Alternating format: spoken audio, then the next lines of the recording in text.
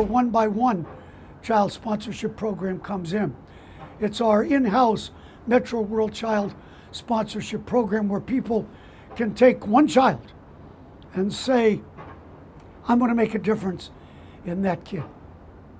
When my mother left me on the street corner when I was 12 years old, I sat on that corner for 3 days, no food, no water. Hundreds of people drove by, hundreds walked by. But as often it happens, only one person stopped. Anybody could have stopped. A gang member could have stopped. A drug dealer, a pedophile. Any of them could have stopped. And had they have been the one that stopped,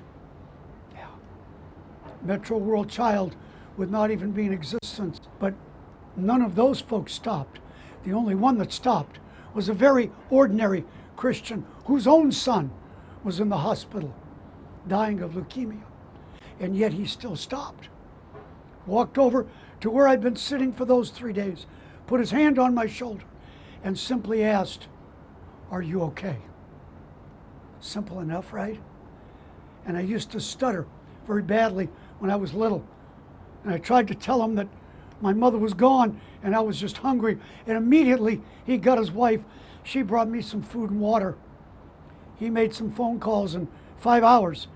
After that meeting on a street corner, he was putting me in a church van. He sent me to a Sunday school camp where I heard the story of Jesus for the first time.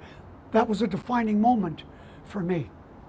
When the Heart of God team showed up in Tondo, that was not only a defining moment for them, but it was a defining moment for so many of those kids that then the Heart of God team said, Pastor Bill, I want to sponsor that one. And someone else said, oh, I want to sponsor that little girl.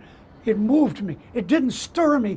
It moved me to watch so many of these young folks that are not rich. They're not wealthy. They do not have the resources that many older folks that live in Singapore would have. And yet, for them, the need became the call. They connected with the life of that child. They saw the need and they realized that they were blessed. Blessed. Not just so they could be blessed, but they were blessed so that they could become a blessing to someone else.